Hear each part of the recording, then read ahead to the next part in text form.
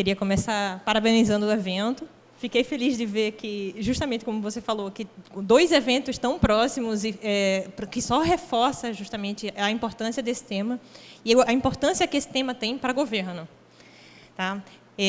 Bom, algumas pessoas possivelmente já viram essa apresentação do BNDES, a gente está sempre aprimorando, mas a gente vem falando sobre isso já há algum tempo, então peço desculpa para quem já viu o nosso case. Eu trouxe aqui uma reflexão em termos de oportunidades e desafios, que foi o título que a gente se propôs a falar. Então, eu fiz uma reflexão em cima do case, de quais são os nossos principais, bom, começando com a oportunidade e depois entrando nos desafios. Então, eu vou me aprofundar um pouco mais tecnicamente na solução. Tá? Então, se por acaso alguém não estiver entendendo, por favor, me pergunta.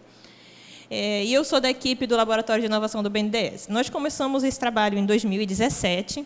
Tá? Como foi que isso surgiu? Tivemos um concurso interno na casa.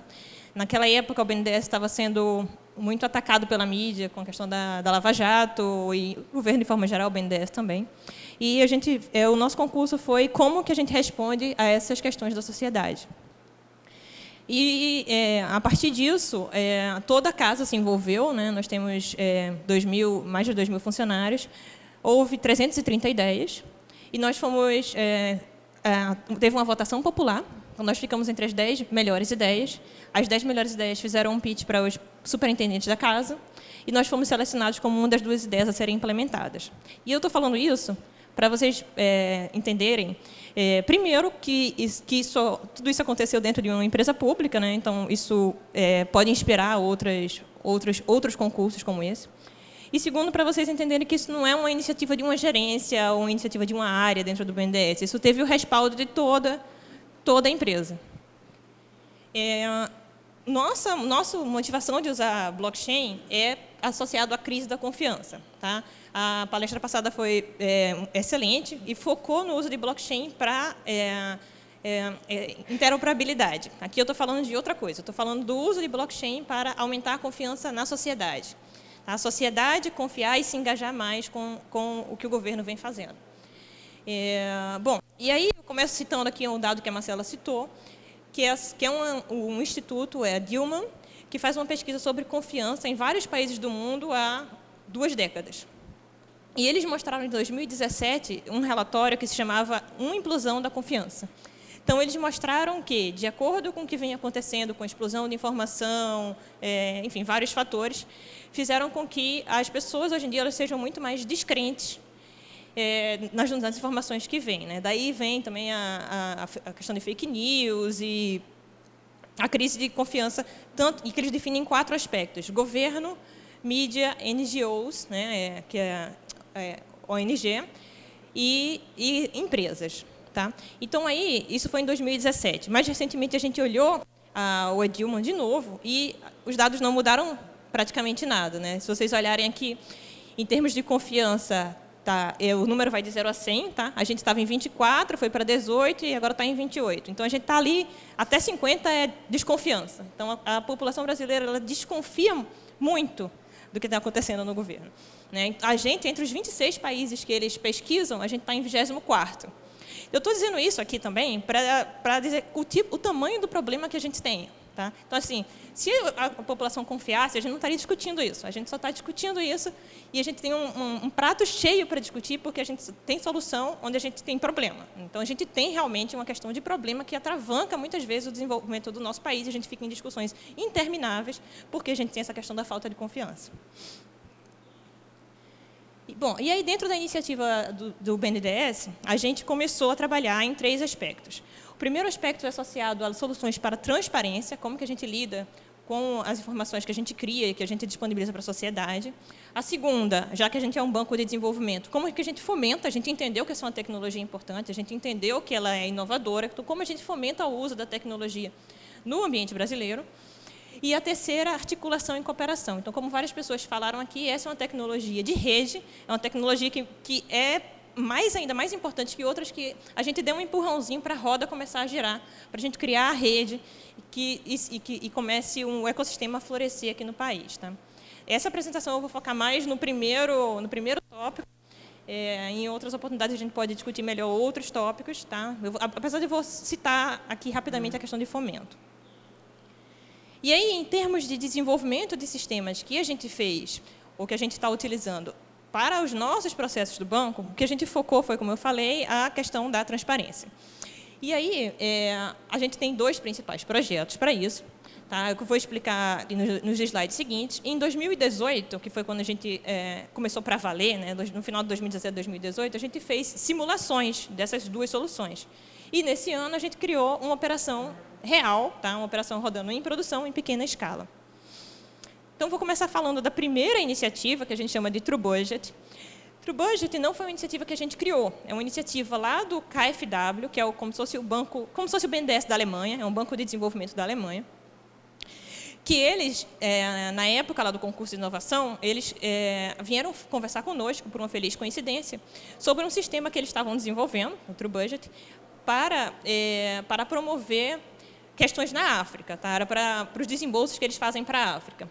E, nessa época, a gente achou interessante utilizar o sistema deles, inclusive a gente foi o primeiro usuário, para também fazer o rastreio de um fundo, que é o Fundo Amazônia. Então, como o dinheiro do Fundo Amazônia, ele vem, basicamente, 99%, ele vem de fora do Brasil, a gente achou muito adequado criar um nível maior de confiança, inclusive que o KfW também doa dinheiro para esse fundo, criar um nível maior de confiança para gerir esse produto do banco, né? Então, essa ferramenta veio deles, tá? Eles usam uma tecnologia de blockchain que a gente chama de blockchain permissionada, tá? Blockchain permissionada significa que eu me junto com pessoas que querem apoiar o desenvolvimento daquele processo e eu quero resolver quero aumentar a confiança com relação aos dados daquele processo entre os entes que estão rodando cada um dos nós da rede. Então, não é qualquer pessoa que pode participar da rede. No caso, por exemplo, quem faz parte da rede hoje, como eu falei, está em pequena escala, é apenas o KfW e o BNDES. Tá? A Petrobras está estudando entrar e o governo da Noruega também. Então, a gente criou uma rede permissionada que usa a tecnologia lá que eles escolheram, que é a Multichain. E aí essa tecnologia ela funciona como se fosse um sistema de workflow. Tá? Então, aqui, se você olhar pelas telinhas, aqui é um sistema de workflow que gerencia por onde o dinheiro passa. Tá? Só que, o dinheiro continua passando pelo sistema financeiro, o que acontece é que essa ferramenta, você aprova, cada um entra no sistema e fala, o dinheiro passou por aqui. Qual a diferença de usar isso para um sistema tradicional centralizado? A diferença é que, se a gente usasse um sistema centralizado, ou o BNDES ou o KfW teria a gestão desses dados. Dessa forma, a gente consegue que vários entes, os entes que estiverem interessados e que estiverem autorizados a participar da rede, possam ter a gestão desses dados. Tá? E aí, o segundo produto, que normalmente é o que a gente mais fala, que é uma evolução do conceito do TrueBudget e que a gente tocou o desenvolvimento, é chamado de BNDES Token. Tá? Inicialmente, a gente chamou de BNDES Coin, até o diretor confundir com Bitcoin, e a gente resolveu mudar para BNDES Token, para desassociar essa ideia de criptomoeda de blockchain. Bom, e aí o objetivo aqui é o mesmo, rastrear dinheiro. Tá? A ideia é, ao invés do BNDES dar dinheiro em real para os seus clientes, a gente daria um token e a gente identifica cada parte desse processo de forma que todas as informações financeiras elas ficam armazenadas em um registro público de dados. Tá? Então, vamos lá. O BNDES ele dá dinheiro para o cliente, tá? E aí esse dinheiro é representado por aquele tokenzinho ali, a gente não tem um designer na equipe, está claro isso. E deixa uma pegada digital na rede para quem quiser avaliar a transferência. Tá? E aí o cliente ele pode, posteriormente, transferir o dinheiro para o fornecedor. E aí ele também usa esse token, tá? Deixando também uma pegada digital na rede, e o fornecedor, futuramente, ele resgata com o BNDES. Então, esse sistema é bem simples. A gente poderia ter feito um token que vai a mercado, que tem um valor intrínseco para o mercado secundário. A gente resolveu fazer tudo possível para simplificar regulatório, para enfrentar menos barreiras para a implantação. Tá? Já está difícil o suficiente de implantar. Então, esse sistema ele traz alguns ganhos, não somente da sociedade poder avaliar por ela mesma as informações que estão sendo geradas, como também um maior conhecimento do BNDES e da sociedade também, de quais são os fornecedores que recebeu aquele dinheiro, porque essa informação hoje em dia ela não está clara, ela está espalhada nos sistemas dos diferentes clientes. E, consequentemente, uma maior resposta também de qual a efetividade dos resultados das operações do BNDES.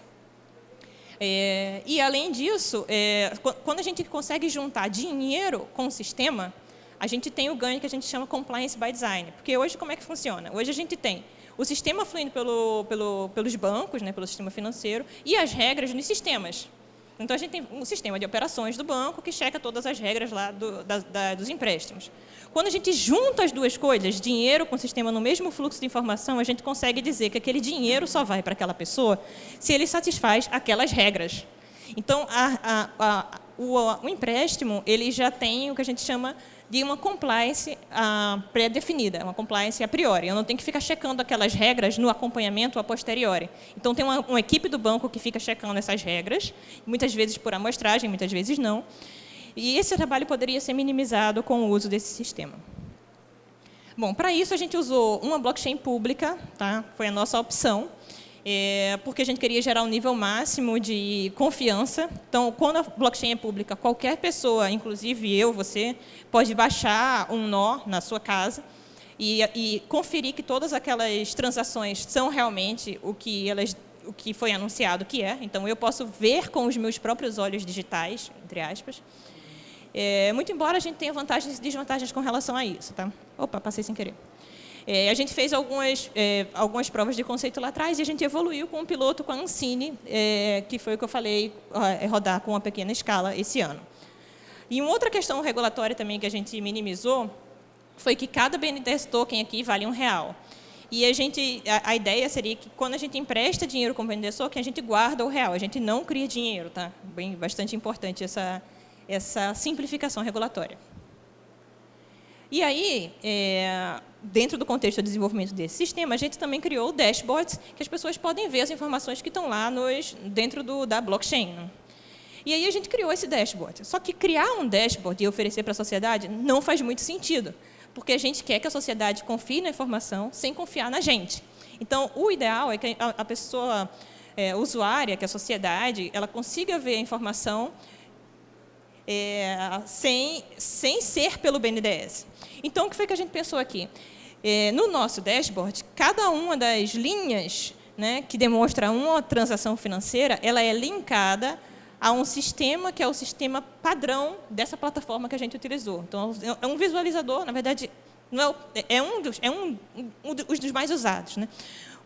Um visualizador padrão que a gente chama de visualizador de blockchain, Browser Explorer, que é independente do BNDES, é desenvolvido até lá fora e tal. Então, assim, tem vários desses no mercado, a gente escolheu um dos que as pessoas mais usam e apontou para ele. Tá? Inclusive, a pessoa poderia, como eu falei, a pessoa poderia ter até o próprio nó e nem mesmo utilizar esse Etherscan e olhar, se ela fosse desenvolvedor, ela mesma desenvolver um Block Explorer dela. Bom, a gente fez isso e aí a gente criou o que a gente chama de praça pública dos dados, né, do BNDES. Além disso, a gente teve a felicidade de ver ser desenvolvido um dashboard de alguém que não foi nós. Então, uma empresa terceira, uma startup, achou interessante o projeto e resolveu criar um dashboard que mostrava os dados que estavam... Porque, na prática, se você for olhar o Etherscan aqui, que é esse visualizador, é difícil de ler a informação. Então, na prática, é como se fosse tão difícil que está meio obscuro. Assim, para quem não é técnico, principalmente, você não consegue nem entender. Então, quando vem uma startup e desenvolve algo bonitinho, inclusive muito mais bonitinho do que a gente tinha feito, fica muito melhor, porque você confia, você não está independente do BNDES e você consegue ver os dados de uma maneira com usabilidade muito boa. E isso foi o projeto, tá? Isso que está acontecendo, isso que a gente chama de BNDES Token. E aí, como o título da apresentação era desafios, eu vou terminar aqui a apresentação explicando os principais desafios desse projeto que eu selecionei para trazer para cá. E aí o primeiro tem a ver com identificação. Então, a grande maioria, especialmente os projetos de governo, eles vão ter uma questão de identificação. E, tecnicamente, até tratar a identificação é até mais difícil do que desenvolver esse token. Esse token até é relativamente fácil de fazer, porque a plataforma já tem ali meio que pronto, mas a gente tem que identificar quais as partes que recebem esse token. E aí, tem algumas soluções para isso. Tá? Primeiro, deixa eu motivar o problema. Então, a gente tem aqui o cliente, o fornecedor, né, o mesmo que eu falei lá do BNDES Token. que querem transferir o 10 BNDES token do endereço 0xa9b1 para o endereço tal. E vocês ficam olhando assim, caramba, que danado de endereço é esse, né? Porque nessa plataforma é assim, dessa forma, tecnicamente, que a gente vê as transações dentro do blockchain. Tá? E aí a sociedade fica olhando, poxa, mas o projeto era de transparência, né? E foi. Aí a sociedade ela fica olhando, mas ela fica ainda desconfiada, porque ela, na prática, ela não teve informação nenhuma, porque ela não sabe quem são as partes envolvidas. Então, o que eu estou querendo dizer aqui é o seguinte, só usar blockchain, mesmo para essa solução de transparência aqui fechadinha, não vai resolver a situação. Eu preciso de uma solução de identificação. Algumas plataformas trazem isso de uma maneira mais ou menos pronta. Tá? Mas a questão a gente queria também uma identificação que já tivesse uma validade legal. A gente não queria criar a nossa identificação, ou a gente não queria... até porque a gente não quer que as pessoas confiem na gente. Então, a gente quer que a confiança da identificação ela venha o mais de fora possível. E como a gente está lidando, nesse caso, só com empresas, e, nesse caso, o CNPJ ele é bastante... a penetração é muito, muito alta. Então, as empresas que têm... a partir de 4 funcionários, enfim, elas já têm que ter o CNPJ, desculpa se o número está errado, mas é um requisito simples assim. Ela já tem que ter o CNPJ, então a gente achou que era penetração suficiente no mercado para a gente poder assumir que a empresa tem o CNPJ, se ela não tivesse, ela compraria. Tá? Então, nesse caso, se a empresa ela assina uma declaração digital dizendo que ela é aquela pessoa, e a gente coloca esse dado na blockchain também, e depois a gente coloca a transação, se depois eu tenho um sistema, uma interface web que simplifica a leitura desses dados, fica muito fácil ver para quem foi aquela transação financeira. Tá? Então, na prática, o desafio é como eu, tecnicamente, junto o mundo do blockchain, que é o mundo que é do 0x, A, B, etc., com o mundo real, que, nesse caso, a gente juntou usando o CNPJ. Tá? Então, vamos lá. E aqui entra a declaração é uma hora identificada e a sociedade fica felizinha. Tá? Então, é o sorriso da sociedade. Esse foi o primeiro desafio. O segundo desafio foi, nesse projeto, a gente está usando rede pública. Tá? Então, rede pública tem aquele nível máximo de confiança. E aí, como eu falei, em rede pública, a gente tem muitos nós, vamos dizer, dezenas de milhares de nós, nessa plataforma que a gente escolheu utilizar. Tá? A gente não casou com essa plataforma, tá? A gente usou ela porque a gente achou que era melhor para esse caso, mas poderia usar uma outra para um outro projeto, inclusive, como a gente está usando a permissionada do Multichain, e para outros projetos a gente estava avaliando outras plataformas também. Bom, e aí na blockchain pública, cada um pode ser um nó, e tem essa vantagem de ser o nível máximo de descentralização. Por outro lado, tem outras questões associadas, tem vários problemas associados, por exemplo, questão de escalabilidade, tem pouca transação por segundo. No nosso caso, a gente nem precisa de tantas transações por segundo assim, mas a gente compartilha a mesma infraestrutura que outros projetos estão também utilizando. Então, a rede pode ficar congestionada ao ponto de a gente não conseguir utilizar, e realmente aconteceu isso, de transações demorarem horas para serem confirmadas na vida real. Tá? Então, vamos lá. Então, blockchain pública... Então, além disso, tem uma outra questão muito importante. A gente não governa a blockchain pública. A blockchain pública ela tem a sua forma de evoluir, tá? Ela tem uma questão de mineradores aqui no momento. Então, a gente não tem um controle se essa rede ela vai aumentar o valor das transações, se ela vai tirar um tipo de operação, a gente não controla isso. A gente está usando como se fosse uma internet do blockchain. A gente não controla a internet, a gente não controla blockchains públicas. A gente está supondo que, da mesma forma que a internet não deixa de funcionar de uma hora para outra, não quebra tanto a nossa expectativa de uma hora para outra, esse tipo de governança também não iria surpreender nos tanto assim. E aí, mas vamos lá, temos esses problemas de blockchain pública. Uma outra solução para esse caso seria usar blockchain permissionado. Tá? Só que aí a gente quebra o requisito de transparência inicial. Porque aqui, nesse caso, normalmente a blockchain permissionada ela vai ser formada por alguns nós, poucos nós, e pode ser que a pessoa não confie em nenhum desses nós. Tá? Então, por isso que inicialmente a gente tinha decidido por blockchain pública. A gente costuma associar a blockchain permissionada a isso, né? A gente diz que a blockchain permissionada está lá atrás de uma parede e que, no máximo, o que ela vai viabilizar é uma visualização dos dados que estão guardados de forma escondida ali atrás do muro. Então, tá, beleza, você vai conseguir, usando o seu computador, usando o seu celular, você vai conseguir ver a informação, mas você não consegue ter o nível de confiança que o blockchain estava te gerando no primeiro momento, que era o nível da confiança de você poder ter um nó e baixar todas as informações e conferir que aquilo tudo está certo. Então, no final das contas, em termos de confiança, talvez não esteja me agregando tanto assim o uso da blockchain para esse caso específico de geração de confiança para a sociedade. Sendo que tem uma outra solução, que a gente chama de híbrida, que é a possibilidade de ter alguma visualização em cima desses dados. Então, a gente está estudando, no momento, algumas redes, tá, algumas plataformas que permitem que você não participa do consenso, mas você pode ter um nó aqui, que um nó significa ser um participante da rede, que você, pelo menos, você visualiza o que está acontecendo. Então, você está visualizando não pelos os olhos da pessoa que você confia, você está visualizando por você mesmo. Então, você continua com aquele ganho de confiança inicial do blockchain, porque você pode conferir transação por transação, mas você não é um nó efetivo da rede. E você faz isso sem precisar de permissão, tá? Porque é uma outra questão também. Não é somente acrescentar um observador, é acrescentar um observador sem ter a permissão, sem ter que ter a permissão do BNDES para poder começar a operar.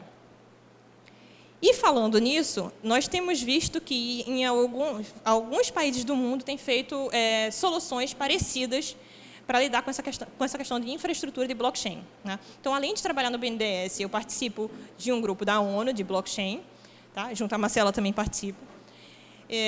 Nós discutimos lá o uso da tecnologia para diferentes domínios de aplicação, tem pessoas de diferentes países. E o que a gente tem acompanhado lá, tanto dentro do ITU, que é esse órgão das Nações Unidas, quanto dentro de outros eventos internacionais, é que outros países eles estão criando infraestruturas de blockchain, estão criando iniciativas de blockchain para promover o uso da tecnologia, dar aquele empurrão para ter esse efeito de rede maior dentro da região, dentro do país ou dentro de uma região.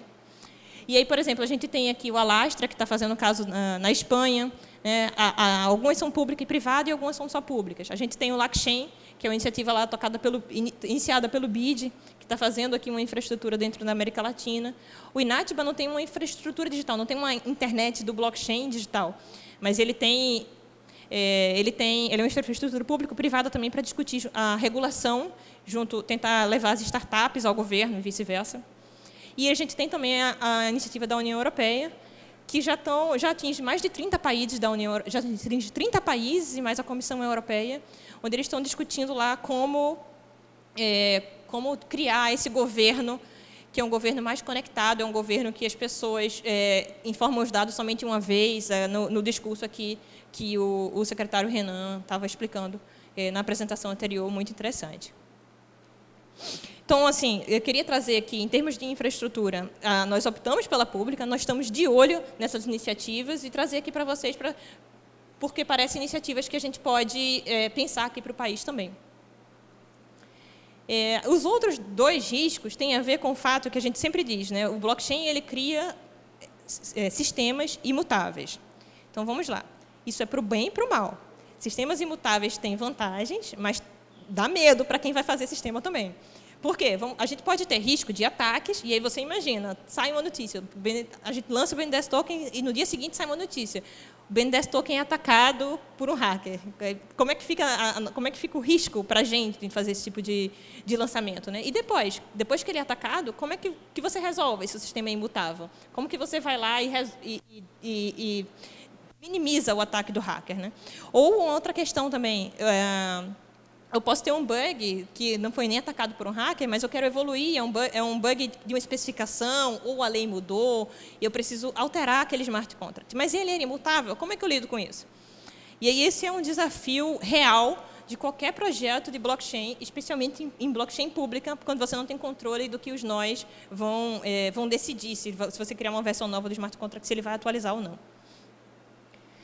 E aí tem essa questão, né? Poxa, é imutável, né? A gente está criando contratos imutáveis.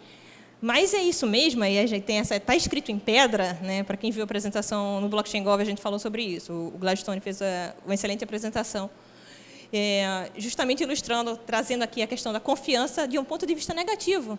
Tá, você fez isso aí, agora você é o culpado. Agora você que criou esse sistema, agora você lide com esse bug, você lide com esse ataque. E aí, refletindo sobre isso, a gente tem trabalhado internamente dentro do banco agora, justamente para diferenciar duas questões importantes nesse universo. Uma questão é o seguinte: o que a blockchain te garante é que a transação ela obedece o que foi programado para ela fazer.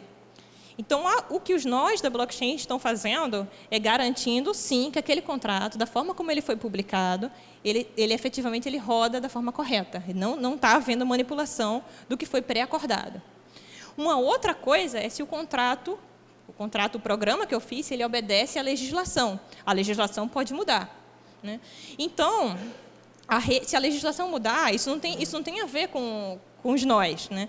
Então, eu posso precisar, sim, atualizar o meu smart contract, eu posso precisar, sim, atualizar as regras de negócio. Nesse caso, eu não vou mexer no smart contract original, mas eu vou criar uma outra versão do meu smart contract. E eu tenho que ter um mecanismo de fazer isso, ainda preservando a confiança que o blockchain me trouxe no primeiro, como vantagem. Então, a gente vem trabalhando em um framework para isso, tá? A gente vem discutindo com frameworks, isso a nível mundial, a gente vem discutindo com boas práticas a nível mundial, para trabalhar e tornar isso uma realidade. Os outros dois desafios são mais rápidos, tá? O primeiro, que eu trouxe nem slide, é associado à usabilidade. A usabilidade quer dizer o seguinte: agora, normalmente a gente usa aplicações usando o nosso navegador. O que acontece é que, em muitas soluções de blockchain, se o usuário ele quer ser o dono da sua informação, se ele quer ser o dono do token, né, que no caso o BNDES Token, ele precisa também ter o que a gente chama de carteira.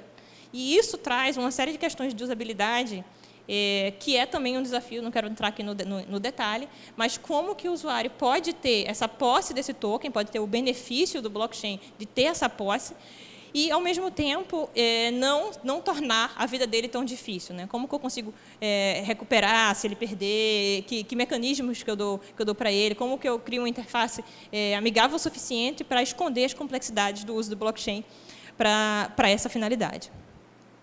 E o último está associado a questões legais e financeiras, tá?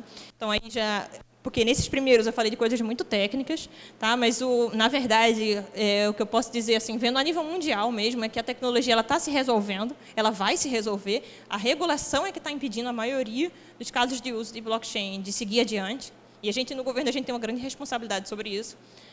No nosso caso, envolve questões legais e financeiras, tá? Então, qual o novo modelo financeiro do BNDES? Quando que os juros começam a correr? Isso é um contrato, isso é um ativo, isso não é um ativo, né?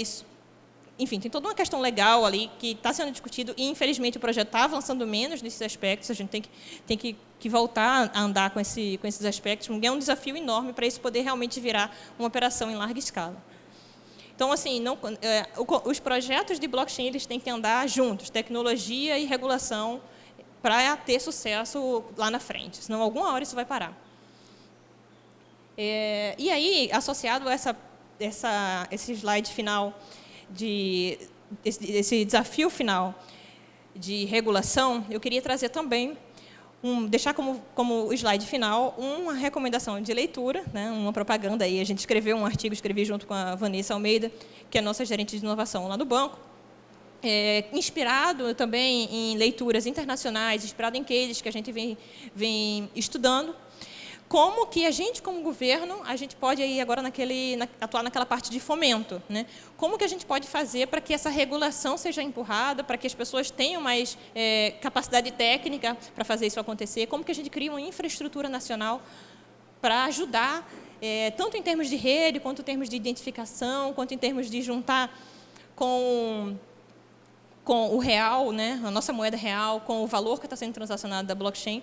Como que a gente faz isso de forma a estimular não só os nossos projetos, como no caso do BNDES, como os projetos do governo que a gente toque aqui, como também estimular a iniciativa privada a também ser mais ativa ela também, na verdade, ela já está tentando ser ativa, mas para tentar desentravar o que a iniciativa privada está tentando fazer e parar com essas dificuldades. E é isso, gente. Termino com o meu obrigado e com o e-mail da equipe.